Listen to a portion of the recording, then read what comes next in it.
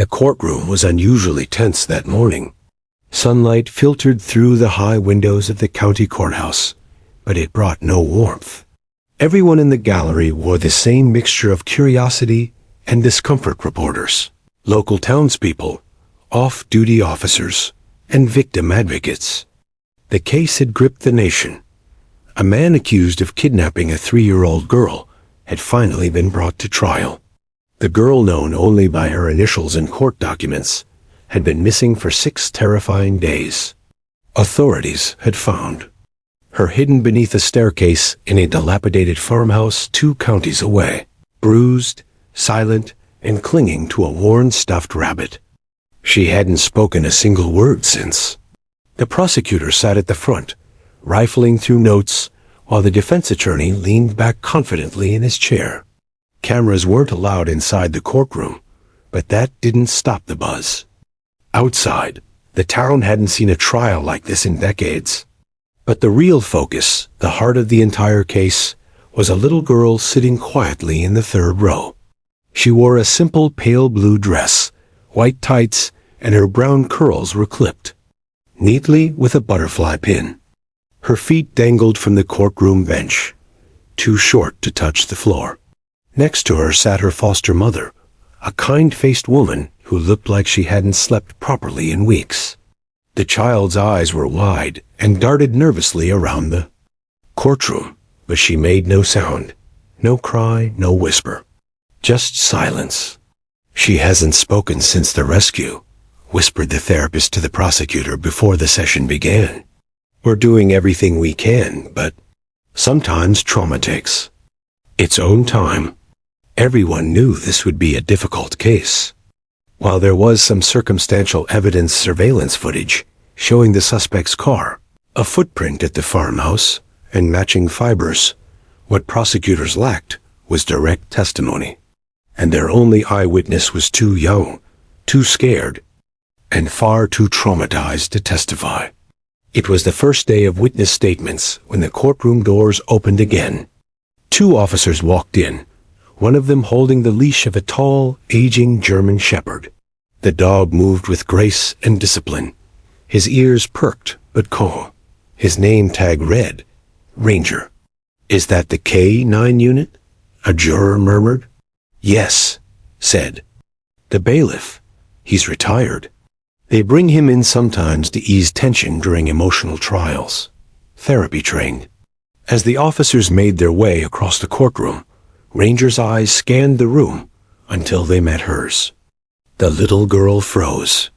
Her breath caught, and her hand reflexively gripped her foster mother's sleeve. Her eyes were locked on the dog, unblinking. And then, for the first time since her rescue, she moved. She slowly slid off the bench. Gasps echoed lightly through the courtroom, but no one moved to stop her. It was as if time had paused. The judge, startled but curious, allowed the moment to unfold. The girl took small steps toward the aisle, her shoes making the softest taps on the polished floor. Ranger had stopped walking now, standing tall just a few feet away from her. He didn't bark. He didn't move. He just looked back at her. Then came the moment. She stepped directly in front of Ranger and stood still. And then she spoke. 2 barely audible words, but words nonetheless. "Safe now." You could have heard a pin drop. In that grand, echoing courtroom, no one said a thing.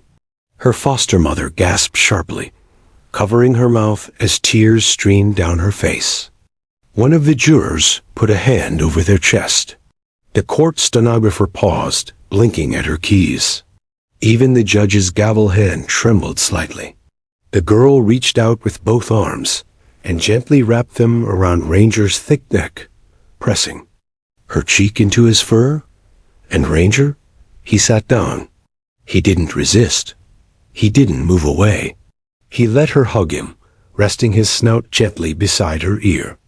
Detective Morgan, seated in the front row, immediately stood up. "Your Honor," he said, voice shaking, "that's the K-9 who found her." The courtroom gasped again. Morgan walked forward, emotion choking his voice. When we searched the farmhouse, it was Ranger who led us to the staircase. She was hidden inside a compartment, wrapped in blankets, completely silent. It was Ranger who crawled in and lay beside her, keeping her warm until we could pull her out. He saved her life. The judge stared in disbelief. She remembered? Morgan nodded. Yes, sir. I think she did. The little girl still hadn't let go of Ranger. Her eyes were closed, and for the first time since anyone had seen her in public, she looked calm. Her tiny hands clutched his fur, and Ranger, now panting softly, remained completely still. The bailiff leaned over and whispered something to the judge. The judge nodded. We'll take a recess, he announced, voice cracking just slightly. Clear the courtroom. Give her space. Reporters outside rushed to update their headlines. Inside, no one dared say much. The court staff quietly exited. The jury was led to their private room. Even the defendant sat frozen, his usual smirk gone. The therapist stood back in the shadows, stunned. She hasn't spoken to me once, she whispered. Not one word. But she said two to a dog. Her foster mother knelt beside her. Sweetheart, she whispered tearfully. Do you remember him? The girl slowly nodded. From that moment on, everything changed. Not because of new evidence, not because of a last-minute witness, but because a broken little girl, in the presence of the one who had saved her, finally felt safe enough to speak. And those two words, so small, so simple, would turn the course of the trial upside down. The courtroom slowly emptied after the judge ordered a recess, but the weight of what had just happened hung heavy in the air. The reporters outside hadn't even heard the girl's voice, yet word had spread like wildfire. Inside, those who had witnessed it were still processing the moment. A child, silent for weeks, had spoken. Two words. Two words that changed everything. Safe now. In the corner of the courtroom, the toddler still knelt beside Ranger, her tiny arms wrapped around his thick fur. The German shepherd remained completely still, his breathing calm and even. It was as if he understood the magnitude of what had happened. Detective Morgan stayed nearby, his badge glinting in the soft overhead light. She remembers him, he whispered to the therapist, who nodded, still too stunned to reply. The foster mother wiped her cheeks. She hasn't even let me hold her like that, she said quietly. Not even once. The therapist gently approached the girl. Sweetheart, she said, keeping her voice soft. Can you come sit with me and Ranger? Just for a little bit? The child looked up, but didn't let go of the dog. Her eyes, once hollow now, carried something different. A trace of recognition. A flicker of trust. She'll stay where he is, said the foster mother gently. Let's not move her yet. The judge returned to chambers, shaking his head in disbelief. This changes the entire dynamic of the case, he murmured to his clerk. The child's statement, however short, has significance. I want her protected, but I also want to hear more. Down in the gallery, a hushed conversation began between the prosecutor and the child's therapist. We need to proceed. Carefully, the therapist said. She can't be forced to testify. That could re-traumatize her. But what just happened? That was authentic and meaningful. The prosecutor nodded. I don't want her to take the stand, but we may have another option. He turned toward the foster mother. Would she? Would she be willing to speak to a psychologist on the record, with Ranger present? The woman hesitated. She hasn't said more than those two words. But if anyone can help her feel safe, it's that dog. They agreed to try. If the child could express anything more verbally, through gesture or even art, it might be enough to strengthen the case and break through the defense's cold strategy. By now, the courtroom had mostly cleared, save for a few staff. A large mat was brought in for Ranger, and the girl curled beside him, her hand resting on his paw as she drifted to sleep. She trusts him completely, the therapist said. That dog might be our bridge. Outside, reporters crowded the courthouse steps. A whisper in the courtroom, one headline read. K9 comforts child witness, read another. Inside, preparations began for a private session the next morning. A child psychologist, trained in trauma and courtroom procedures, would meet the girl in a safe, neutral space. Ranger would be there, and they wouldn't push. They would simply watch, wait, and let her lead. The next morning, in a softly lit conference room, 2 floors above the courtroom, the child sat at a small table with crayons scattered before her. Ranger lay curled at her feet. A warm lamp glowed beside her, and a therapist sat nearby, notepad in hand. They said nothing at first, just gave her space. Minutes passed. The girl picked up a red crayon. She began to draw. A small square windows, a door, a slanted roof. The house where she'd been held. She drew another image, stairs. Then, something beneath them. A small shape, curled inside what looked like a box. Herself. And then, a dog, large with pointed ears, standing near her in the dark. The therapist's eyes widened. That's you? She asked gently, pointing to the figure under the stairs. The girl nodded once. And this is Ranger? Another nod. Was he with you? The girl pointed to the dog again, then pressed her hand to her chest. The therapist continued slowly. Did he help you feel safe? The girl didn't answer this time with words or gestures.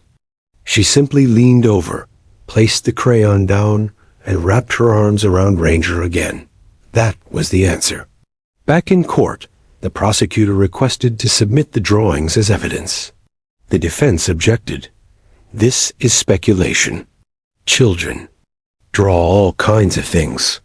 We can't interpret a crayon drawing as factual evidence. But the judge, still moved by the courtroom moment the day before, overruled. These are not random images. They match the location where she was found. The stairs, the crawl space, the stuffed animal, and most notably, the presence of this specific K9. He glanced at Ranger, who sat proudly beside the child, wearing a badge on his vest and watching the room calmly. I will allow the drawings. The defendant, who had been smug during previous sessions, now seemed visibly rattled. He drummed his fingers against the table. He stared at the little girl. For a moment, he opened his mouth like he might say something, but didn't. The girl didn't look at him. She stared only at Ranger. During another recess, the child began humming softly while sitting on the courtroom bench. It was barely audible, but to those nearby, it was unmistakable. A lullaby. She's singing, whispered her foster mom. That's her mother's song. Ranger perked his ears, listening. The courtroom, once heavy with fear, now held something else entirely: hope. The judge, watching this unfold, leaned toward the bailiff. Mark my words. That dog didn't just find a missing girl. He brought her back. Everyone who watched that day understood. The girl's whispered safe now wasn't just about Ranger's presence.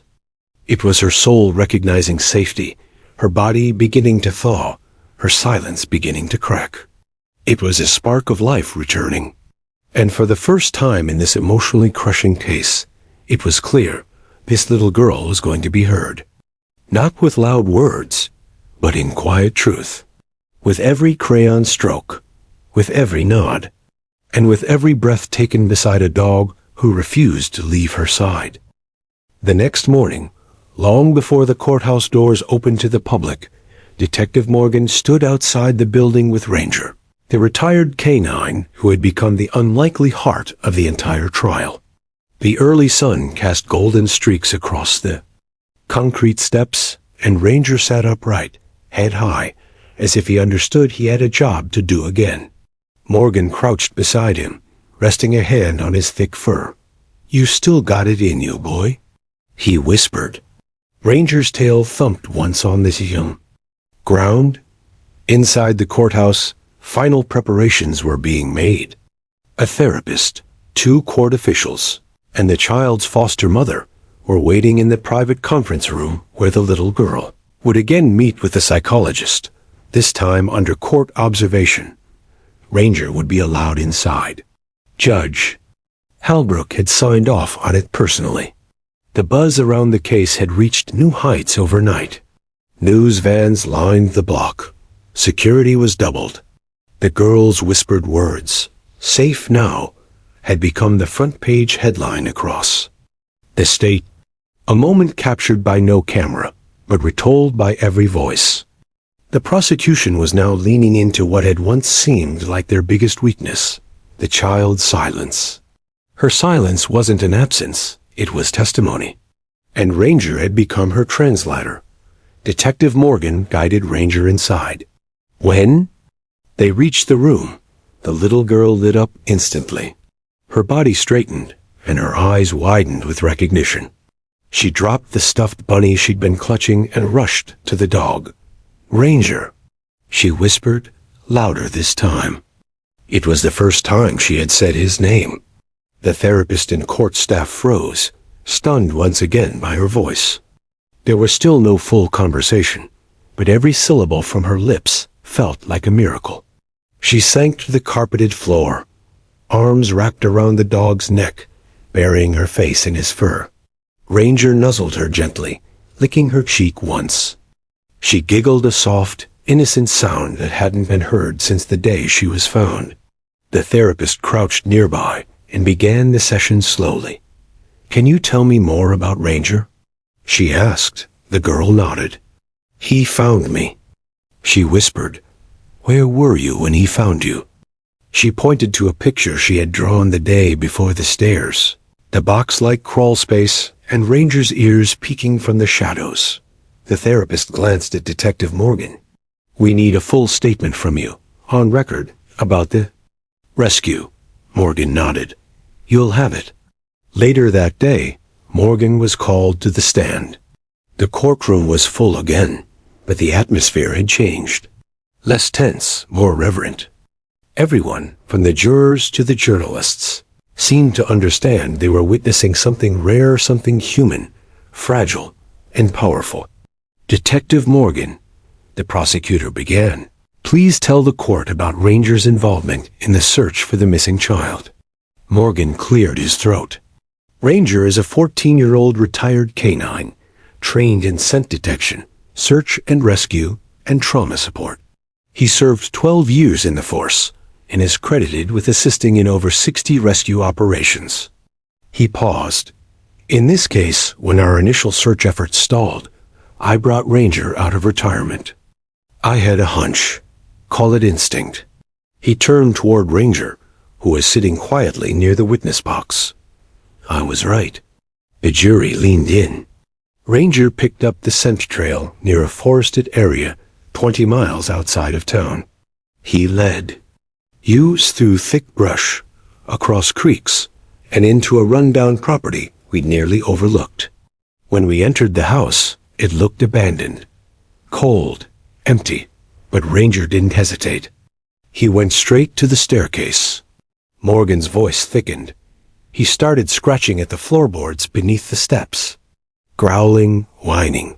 That's when we realized the wood was hollow. He swallowed hard. We pried it open, and inside we found her curled up in the dark, silent, terrified. She wouldn't let anyone touch her. Not until Ranger crawled in beside her. He laid there with her for 10 minutes before she finally reached out and grabbed his fur. That's how we got her out. The courtroom was silent, except for the sound of scribbling pens and one stifled sob from the gallery. "Would you say Ranger's presence was instrumental in the rescue?" asked the prosecutor. Morgan didn't hesitate. No question. He didn't just find her. He saved her. During the recess, the jurors sat huddled in their room, stunned. "She remembers him," one said. "Not only that, added another. She trusts him. That little girl hasn't spoken to any adult in weeks. But she told that dog she was safe. It wasn't typical courtroom evidence, but it was real. Back in the courtroom, the defense tried to discredit the testimony. Detective, isn't it true that K9 South are often retired due to decreased reliability? Would you agree that Ranger may not be as sharp now as he once was? Morgan raised a brow. With all due respect, counselor, Ranger didn't just bark at a house. He found a missing child in a 6x4 crawl space in a remote, abandoned home in under 4 hours. I'd say his instincts are sharper than half the officers I've worked with. A few jurors chuckled quietly. The defense attorney pursed his lips. No further questions. The judge smiled slightly as he made a note. That afternoon, the prosecutor played audio from the girl's private session. A soft, high voice could be heard, fragments of phrases. Stairs, dark. Ranger found me.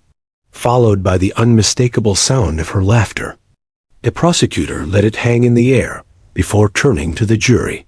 You don't need a full sentence to understand the truth here. This child was rescued by a dog.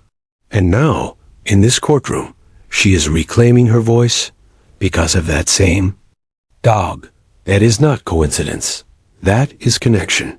That is evidence. By now, Ranger was more than a dog in the courtroom. He was a symbol. A four-legged hero who had pierced through fear, trauma, and silence, and helped a broken little girl feel safe enough to speak. That night, the town square lit candles in honor of the child. Dozens of drawings, many of them of Ranger, were taped to the courthouse gate. And inside the courtroom, for the first time in weeks, hope had a face. It was small. It had tear-streaked cheeks and a butterfly hairclip. And it was resting peacefully against the soft fur of a dog who never once stopped believing she could be found. The next morning, the courthouse felt different. The air buzzed not with tension, but with something more powerful, expectation. Something had shifted, and everyone knew it. From the bailiffs to the clerks, to the reporters standing on tiptoe. Outside the courtroom doors, this wasn't just a trial anymore. It was something deeper. Something that felt like healing in real time. The toddler, still unnamed publicly for her protection, arrived holding her foster mother's hand. She wore the same butterfly hairclip and a fresh yellow dress, bright as sunshine. But the biggest difference wasn't her outfit. It was the small smile that tugged at the corner of her lips. And trailing just behind her, padding silently, on 4 strong legs, was Ranger. As always, he moved with quiet purpose, not barking or pulling at the leash. His eyes searched for her the moment they entered, and when they locked eyes, the girl let go of her foster mother and rushed forward. "Hi, Ranger," she whispered, hugging him tightly. In a private room near the courtroom, crayons and blank paper were laid out across a small table. A child therapist sat beside her, nodding reassuringly. The court had agreed the little girl wouldn't testify on the stand, but she would be allowed to communicate in the way she felt safest, with drawings, under gentle observation, and always with Ranger at her side. She picked up a purple crayon first, then red, then green. She worked quickly, as if her memories were flowing out in color. The room was silent except for the soft scratch of crayon on paper and the occasional sniffle from the therapist, who couldn't help but feel moved as the pictures formed. The first drawing showed a house sagging, crooked. Next to it, a tall figure with wide arms and no face. Inside the house, behind something that looked like stairs, a small child-shaped figure was curled up into a ball. And next to her, unmistakable, was a dog with pointed ears and a red vest. "Ranger. She remembers the exact layout," whispered the therapist, "and she's placing him there with her." The next image was more detailed. A stuffed animal lay nearby. There were broken bottles drawn in the corner. A table, a door with a padlock. Every image seemed clearer than the last. Then came the fourth drawing, and it made everyone in the room go still. It showed a man's jacket, draped over a chair. But what caught their eyes was the logo, 3 slanted lines, jagged like lightning. A brand, a detail never released to the public. Something only someone who'd been there could have remembered. The drawing was shown to Detective Morgan, who immediately recognized it. "That's the logo from the defendant's construction company," he said. "We found a jacket with that logo at the farmhouse, but the girls' drawings matched the exact placement of items we never disclosed." They now had more than emotion. They had corroboration. Later that afternoon, the prosecutor presented the drawings to the court. These images were created in a secure, supervised setting, in the presence of a child psychologist and this court's appointed guardian. The child never spoke in full sentences, but her story is clear. This is her experience, in her own language. He walked the jury through each picture, pointing out the consistency with known facts, the crawl space, the items in the room, the placement of Ranger during the rescue. When he reached the drawing of the logo, he turned to the defendant. "This image was never released to the public. And yet, she drew it exactly. It was found on your jacket, in the very room where she was recovered. Would you care to explain that, Mr. Carson?" The defendant looked flustered for the first time. His attorney objected, claiming the child's drawings were open to interpretation, but the judge overruled him. "The objection is noted," the judge said firmly, "but the detail and consistency across the child's recollection warrant serious consideration." The jury took notes feverishly. Back in the observation room, the little girl quietly fed Ranger pieces of cheese from her snack pack, giggling as he gently nibbled them from her fingers. She leaned close to his ear and whispered something only he could hear. "Almost done, Ranger." Her foster mom watched from the side, heart swelling. In just days, she'd seen the girl grow from a frightened, nearly mute child to someone who smiled, drew, hummed lullabies, and whispered to a dog with absolute trust. She hadn't yet spoken much to adults, but that didn't matter now. What mattered was that the world was listening, and more importantly, believing her. The defense tried a new strategy the next day. Children imagine things all the time. The attorney said to the court, "She may have seen pictures, overheard conversations. These are not facts, they're feelings. My client should not be convicted based on crayon drawings and whispers to a dog." But even as he spoke, a juror's expression shifted. It wasn't frustration, it was sorrow. One leaned toward another and whispered, "Feelings like that don't come from imagination. That little girl lived it." As the session wrapped for the day, the judge asked the court to remain quiet. "I want to remind everyone," he said solemnly, "that justice is not always delivered through strong voices and confident speeches. Sometimes the smallest witness speaks the loudest, not through her words, but through her truth. And that truth, no matter how softly spoken, demands to be heard." He looked toward the child, now fast asleep on the courtroom bench, her head resting on Ranger's back. The courtroom, even with dozens present, was absolutely silent. And in that silence, there was understanding. That evening, national media aired a segment titled "The Crayon Witness: How a Silent Girl is Painting the Truth in Court." Social media flooded with drawings of dogs and children. Canine therapy programs saw spikes in donations. Survivors of trauma shared their own stories, many writing, "I didn't speak for years. I drew too." A movement had begun, and at the center of it was a girl with butterfly clips in her hair, and the dog who never left her side. The atmosphere in the courtroom had changed once again. What once felt like a grim trial now carried a pulse of hope, though not for the defendant. For days, the little girl's drawings had quietly dismantled the defense's strategy, picture by picture. Her silence was no longer seen as a void, but as a language of truth. And while her voice came rarely, when it did, it echoed far beyond the four walls of the courtroom. But the defense wasn't finished. On the fifth day of proceedings, defense attorney Richard Kessler stood with new fire in his tone. He wore a confident smile, but it didn't quite reach his eyes. "Ladies and gentlemen of the jury," he began, pacing slowly, "I commend the prosecution for tugging at your emotions. This child has been through something traumatic. No one is disputing that. But are we here to feel sympathy? Or are we here to establish guilt beyond a reasonable doubt?" He stopped in front of the jury box and held up one of the child's drawings. "This is not a confession. It's a crayon. It's a child's imagination. She could have seen this logo anywhere. Heard people talk. Saw pictures on TV. In fact, how do we know her drawings aren't simply reflections of what adults around her are saying?" He set the drawing down more forcefully than necessary. "If we start convicting people based on a child's drawing and a dog's reaction, we're on a dangerous path." The courtroom murmured quietly.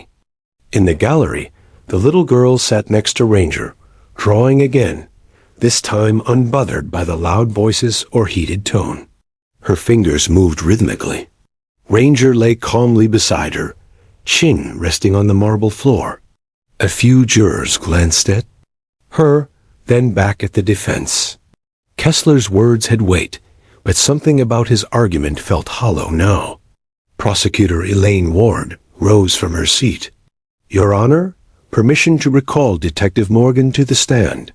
"Granted." Morgan stepped up again, his face solemn. "Detective?" Ward began. "You've reviewed the child's drawings, correct?" "I have." "And have you noticed whether any of the details beyond what's been public match the physical evidence?" "Absolutely. For example, she drew a red cloth in the corner of the room. We found a red flannel shirt crumpled under the table, partially covering a heating vent. It was not included in any photos or press releases." "And the jacket logo?" "It was located in a locked utility closet, visible only if you stepped all the way in and turned to the left. Very specific. And she placed it perfectly in the same corner." A juror raised an eyebrow. Kessler stood quickly. "But she could have overheard an officer mention it during the investigation, couldn't she?" Morgan paused. "She hadn't spoken to a single officer before Ranger entered that courtroom. We had minimal interaction to avoid distressing her. She was kept isolated on professional advice for her own well-being." Kessler frowned. "Still, memory is unreliable, especially in children." "That's when it happened." The defendant shifted in his seat, arms crossed. He whispered something to his lawyer. Kessler ignored it. He whispered again, louder this time. "She's making this up." The defendant suddenly shouted. That stuffed bear wasn't even hers. Gasps filled the courtroom. Prosecutor Ward turned slowly. "Excuse me, Mr. Carson?" The judge slammed his gavel. "Order." Carson stood halfway. "I mean, how could she even remember the bear? It wasn't hers. It was already in that place." Silence. Ward's voice was razor-sharp. "Mr. Carson, how do you know about the bear? That detail was never released." The room went dead quiet. Even the bailiff's breathing seemed loud. Carson froze. His mouth opened again, then shut. His lawyer pulled him down by the arm, whispering furiously. Ward stepped forward slowly. "Ladies and gentlemen, this is what truth looks like. A child didn't just draw a jacket or stairs, she drew a bear. A detail no one ever made public. And the only other person who would have known that bear wasn't hers is the man who put her there." Judge Halbrook straightened. "Mr. Carson, I will remind you that you are under oath should you choose to take the stand. And you are advised not to speak out of turn again." Carson said nothing. He stared at the floor. The jury was rattled. After recess, the court resumed under heavier silence than before. This time, All eyes kept drifting to the girl, who was now coloring a new picture. Ranger sat close beside her. When she finished, she turned to the therapist and whispered, "You can show this one." The therapist took it carefully. It was a drawing of Ranger standing next to a badge, surrounded by hearts. At the bottom, written in wobbly letters, "Ranger found me. Now I find happy." Even the court reporter paused to wipe a tear from her cheek. The judge addressed the room before dismissal. "This court recognizes the emotional weight of this case," he said quietly. "And I must commend this child, not only for her resilience, but for her bravery. She has spoken in the only ways she could, and what she has shared speaks volumes." He looked at the defense table. Carson wouldn't meet his eyes. The courtroom emptied slowly that day, but something had cracked wide open. And now, there was no going back. The tension after the courtroom outburst didn't fade. It deepened. Every juror now viewed the defendant differently. Though the trial had followed due process, Carson's accidental confession about the bear had shifted the tide dramatically. It wasn't just what he said, it was how he said it. There was panic in his voice, guilt, something that no carefully crafted defense argument could erase. Prosecutor Elaine Ward, however, wasn't taking any chances. Back in her office that night, she pored over every scrap of evidence. Something still nagged at her, like a puzzle with one piece missing. The little girl's drawings were powerful. The bear, the logo, the staircase, but something felt incomplete. Just after midnight, her phone buzzed. It was Detective Morgan. "You're going to want to see this," he said. "I just reviewed audio files from Officer Delgado's body cam. The night they first searched the building. There's a strange 5-second clip that was automatically uploaded, but never filed. No one noticed it until today." Ward blinked.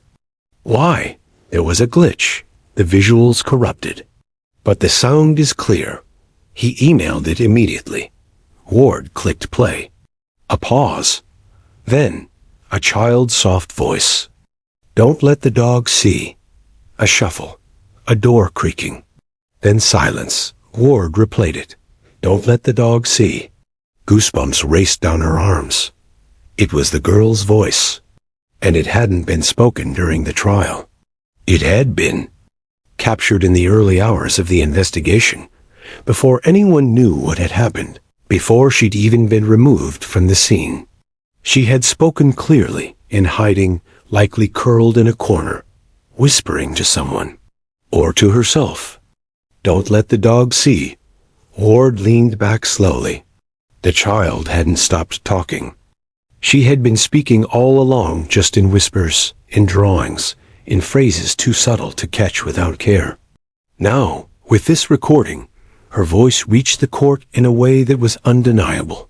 The next morning, the courtroom was packed. Media presence had grown. Parents of missing children sat in silence. Even other law enforcement teams, handlers and their K-9 partners, appeared in uniform, respectfully watching the case unfold. Elaine Ward called Detective Morgan to the stand once again. "Detective," she said, "did your team discover any audio or video files during the preliminary search?" "We did," he said, holding a flash drive. This was automatically uploaded from Officer Delgado's body cam the night of the rescue. She nodded to the clerk, who connected the file to the courtroom's sound system. The judge gave a cautious nod. "Proceed." The room held its breath. A short silence. Then the voice. "Don't let the dog see." A door creaked. Silence. People shifted. A few whispered prayers. A judge leaned forward. "Detective, is this the voice of the child in this case?" "Yes, Your Honor. We verified it with audio software." "It's her voice." Time-stamped and logged at 3:12. 4 hours before she was officially found by Officer Delgado and Ranger. Ward took a step forward. "In your opinion, what does that phrase suggest?" Morgan replied carefully. It suggests she was aware the dog was searching for her, that someone didn't want the dog to find her, which implies another person was present. Gasps. Kessler, the defense attorney, stood up, visibly shaken. Your Honor, I'd like to object to speculation. But before he could continue, Carson, his client, burst out again. She said that to me. She was looking right at me. She wouldn't stop looking, even when I shut the light. The courtroom froze. Kessler looked horrified. No, Mr. Carson, do not speak. I told her the dog would never find her, Carson shouted. I covered the vents. I blocked the closet she wasn't supposed to survive. Order in the court. The judge roared, slamming the gavel. But the damage was done. It was a confession. The silence that followed was devastating. Carson, shaking, dropped into his seat. His lawyer moved away slowly, like standing next to him was radioactive. The judge's face was pale, with disbelief. This court will be adjourned until further proceedings, at which point formal charges beyond kidnapping may be considered. The courtroom erupted in a mix of cries and cheers. But amid the chaos, Ranger never flinched. He sat beside the girl, his eyes watching her carefully as she calmly drew her final picture of the day. A picture of Ranger with a key in his mouth, leading a girl out a door toward the sun. It was unmistakable.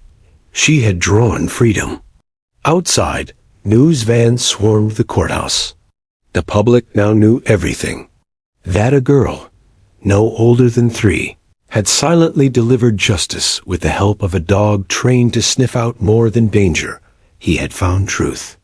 Inside, the girl rested her head against Ranger's side as he let out a soft sigh. She was safe. She was heard. And above all, she was believed. Back in chambers, Ward and Morgan reviewed the outburst in shock. That man just confessed. Morgan muttered. We had a strong case before, but now he buried himself. Ward nodded slowly. She never needed to shout. She just needed people to listen. Morgan gave a tired smile. Ranger listened. The next day, a judge signed the final warrant. Carson would face not just kidnapping, but attempted murder. And the girl, still anonymous to the public, was moved into a loving foster home. Trained in trauma care, she was finally safe. And for the first time in weeks, she slept through the night. Ranger, ever loyal, rested at the foot of her bed, his ears perked toward the door. The courtroom was packed once more, the air thick with anticipation. Word had spread nationwide about the unexpected confession and the haunting audio clip that had emerged. The prosecution's case, once tentative due to the child's silence, now surged forward with undeniable momentum. The jury's faces reflected a complex mix of emotion, sympathy, shock, determination. None were unaffected by the child's story or the dog who had become a symbol of hope and truth. Detective Morgan took the stand again, this time to testify about the chain of custody for the newly discovered audio, the circumstances surrounding Carson's outburst, and the details of the investigation following the confession. Prosecutor Elaine Ward guided him carefully. Detective, after Mr. Carson's admission, what new evidence was uncovered? Morgan nodded. Immediately after the court session, our team executed a search warrant on the defendant's property. We found multiple items linking him directly to the crime scene. Tools used to restrain the child, additional clothing matching fibers found at the farmhouse, and a hidden video camera. Gasps rippled through the courtroom. Ward continued. What was on the video footage? Morgan swallowed hard. The video showed the defendant at the farmhouse's actions consistent with the charges against him. But more importantly, the footage captured the child's muffled voice, whispering for help and clearly afraid. One juror blinked back tears. The defense tried to suppress the weight of the evidence, but the cracks were widening. Kessler's objections felt. increasingly futile as each new piece of evidence was presented. Then came the moment everyone had been waiting for, the child's testimony. The court was prepared with a child advocate, and Ranger was at her side. The room fell silent as the toddler, now more confident but still shy, was gently led forward. She clung briefly to Ranger's fur, then looked up with wide eyes. "Do you remember the dog?" the advocate asked softly. She nodded. "Did he help you?" She whispered, "Safe." The courtroom exhaled collectively. The prosecutor asked, "Can you tell us where you were?" The child pointed to the drawing she had made days earlier, the house with stairs, the crawl space. "Was there someone who kept you there?" She looked down, then whispered, "Yes." "Who?" She hesitated, then said two words that stunned everyone. "Mr. Carson." The courtroom erupted in quiet gasps. The defendant's face drained of color. The judge called for order. "This testimony will be recorded and transcribed as evidence." From that moment on, the trial took a definitive turn. Carson's defense crumbled. The jury was no longer debating facts. They were bearing witness to a child's bravery and a dog's loyalty. Witness after witness corroborated the growing case. Forensic experts, the officers who had executed the search. Warrant, the psychologist who had interpreted the child's drawings and words. Every detail pointed back to the defendant. That night, after court adjourned, Ranger rested in his kennel at the precinct. His body was tired, but his eyes held a quiet pride. Detective Morgan sat beside him. "You did good, boy," he said. Softly. "You helped save a life, and maybe helped bring justice." Ranger thumped his tail in response. Morgan pulled out his phone and looked at a photo of the girl, smiling for the first time since the ordeal, sitting beside Ranger with a bright butterfly clip in her hair. "She's going to be okay now," Morgan whispered. The trials. Momentum carried into the final days. With mounting evidence and the child's own whispered testimony, the defense was forced to accept a plea deal. Carson pleaded guilty to kidnapping, false imprisonment, and attempted murder. The judge handed down a sentence of 25 years to life. Outside the courthouse, the community gathered for a vigil. Candles flickered against the night sky. People held photos of Ranger, the little girl, and signs reading "Justice for the Silent Voice." A foster mother stood nearby, holding the child's hand. "She's healing," she said quietly, "thanks to a dog who never gave up." As the stars shone above, Ranger lay beside the girl's new bed in the foster home. Together, they had rewritten the story, not just of survival, but of courage, love, and the unbreakable bond between a girl and a dog. The courtroom was quiet now. The trial concluded. The verdict delivered. The child's abuser was behind bars, his voice silenced forever. But for the little girl and Ranger, a new chapter was just beginning. The foster home where she now lived was warm and bright, a stark contrast to the cold darkness she had endured. Her new family welcomed her with open arms, patient hearts, and endless love. But it was Ranger who remained her constant companion, her protector, her friend. Each morning, the girl would wake to Ranger's gentle nudge, his soft fur brushing against her cheek. Slowly, day by day, the walls she had built began to crumble. The butterfly clips in her hair multiplied, each one a silent celebration of her healing. Therapy sessions continued, but now laughter sometimes escaped her lips. She drew more pictures, this time of sunny parks, playful puppies, and a big red barn where she dreamed of running free. One afternoon, Detective Morgan visited the foster home. Ranger wagged his tail, delighted to see his partner. The detective knelt beside the girl, who was coloring in her favorite book. "How are you feeling today?" Morgan asked gently. She looked up and smiled, a full, radiant smile that reached her eyes. "Happy," she said simply. Morgan's heart swelled. That's the best news I've heard in a long time. The story of the toddler and the K-9 officer had captured the nation's heart. News outlets covered their journey from darkness to light, from silence to voice. Schools began inviting Ranger and Morgan for visits to teach children about safety and bravery. The girl's story inspired legislation improving protections for child victims of abuse and advocating for the use of therapy dogs in trauma recovery. Ranger became more than a hero. He became a symbol of hope and healing. The child's foster mother shared, "It wasn't just the dog who saved her. It was the trust he gave her. And that trust changed everything." Years passed. The girl grew stronger, her voice growing louder with every word. She excelled in school, made friends, and discovered a passion for art using colors and shapes to tell stories far beyond her years. Ranger retired fully, spending his days basking in sunshine, surrounded by the family that loved him.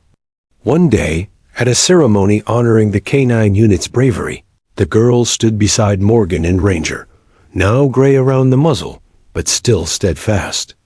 The mayor presented Ranger with a medal, the highest honor for a K-9 officer. Tears streamed down the girl's cheeks as she whispered, "Thank you, Ranger." Morgan smiled. "He's the bravest dog I know."